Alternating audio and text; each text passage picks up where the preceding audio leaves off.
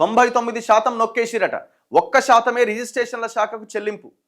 అయినా డీడ్ పత్రాలపైన తహసీల్దార్ సంయుక్త సబ్ రిజిస్ట్రార్ల సంతకాలు ఉన్నాయట. అంటే తహసీల్దార్ సంతకం ఉందట, సబ్ రిజిస్ట్రార్ సంతకం ఉందట. పోర్టల్కు కన్నమేసిన వ్యవహారంలో వెలుగులోకి కొత్త అంశాలు.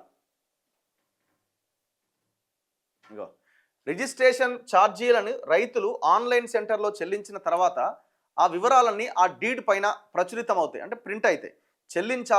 చెల్లించినవి ఈ చలానా పే ఆర్డర్ నెంబర్ సహా అందులో ఉంటాయట.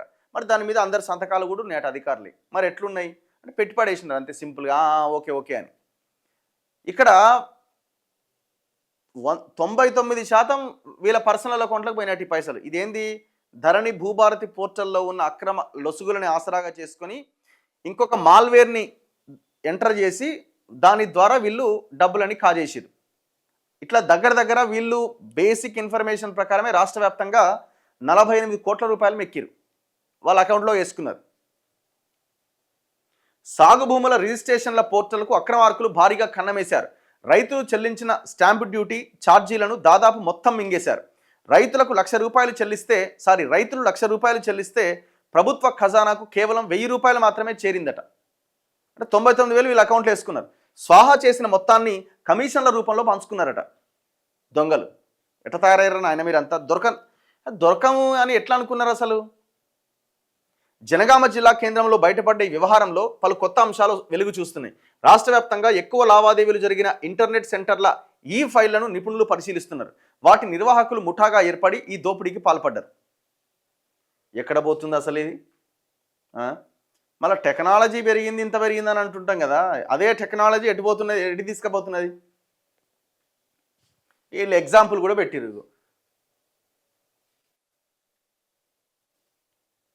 ఇగో అయితే గవర్నమెంట్ అట నువ్వు తక్కువ ఛార్జీ చెల్లించినవని ఒక రైతుకు నోటీస్ ఇచ్చిందట.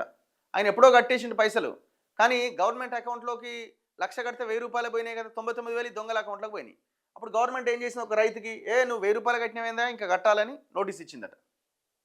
ఇగో ప్రభుత్వానికి తక్కువ ఛార్జీ చెల్లించారని మిగిలిన మొత్తం కట్టాలి అంటూ 2 రైతులకు జనగామ తహసీల్దార్ సంయుక్త సబ్ రిజిస్ట్రార్ నోటీసులు ఇచ్చారు. వాస్తవానికి వారు చెల్లించిన మొత్తానికి సంబంధించిన వివరాలు ఆన్లైన్ ద్వారా వచ్చే పత్రంలో ప్రచురితమైనవి. ఆయన కట్టినట్టు ఆన్లైన్ డాక్యుమెంట్లో ఉన్నాయి, ఆ డాక్యుమెంట్ తీసుకుపోయాడు, కానీ అకౌంట్లో మాత్రం లేవు. అకౌంట్లో లేవని వీళ్ళకి నోటీస్ ఇచ్చారు. రైతు తెచ్చి ఆ పత్రం ముందు పెట్టిండే, అప్పుడే కట్టిన చూడు అని ముందు పెట్టిండు. ఏముందాడా? ఆన్లైన్ ద్వారా వచ్చే పత్రంలో ప్రచురితమైన ఆ రైతులు 10 డాక్యుమెంట్లకు కలిపి ₹8,75,000 కట్టిరట. ఎంత కట్టిర్రు? ₹8,75,000 కట్టిరట. కడితే ₹13,000 మాత్రమే కట్టారని, మిగిలిన మొత్తం చెల్లించాలని నోటీసులు ఇచ్చారని రైతులు చెబుతున్నారు. ఈ డీడ్ పైన తాము చెల్లించిన మొత్తం ప్రింట్ అయింది. దిగువన పేర్కొన్న మొత్తం పైన తమకు అవగాహన లేదని చెబుతున్నారు. స్వాహా చేసిన వారి వద్ద నుంచి వసూలు చేయాలని రఘు అనే రైతు ప్రభుత్వాన్ని కోరిండట. ఇప్పుడు ఎవడు కట్టాలా పైసలు? మరి తిన్నోడేవాడు? ఇంత ఘోరంగా ఉన్న చూడండి. అసలు రెవెన్యూ ఈ డిపార్ట్మెంట్ అంటేనే అట్లా తయారైపోయింది. కొంత నిజాయితీగా పనిచేసే వాళ్ళు ఉన్నారు, లేరని కాదు. ఏమైపోయిందంటే పైన ఉన్నోడే అంత తింటుండు, మంత్రి అంత తింటుండు, వాని కింద ఉన్నోడు అంత తింటుండు, నేను గిది తింటే ఏమవుతుంది, నేను తప్పు చేస్తే ఏమవుతుంది అనే కాడికి వచ్చిన పరిస్థితి. ప్రజలకు కూడా ఈ డిపార్ట్మెంట్ ఇంతేరని ఆయన ఇది ఇట్లనే నడుస్తుంటుంది అనే కాడికి వచ్చిన పరిస్థితి.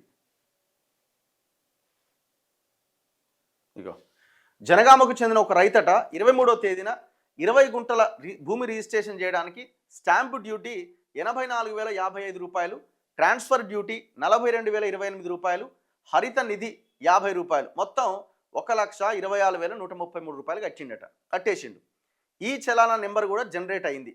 అన్ని మొత్తం బాబు చెల్లించినట్టుగా మొత్తం ప్రింట్ కూడా వచ్చింది.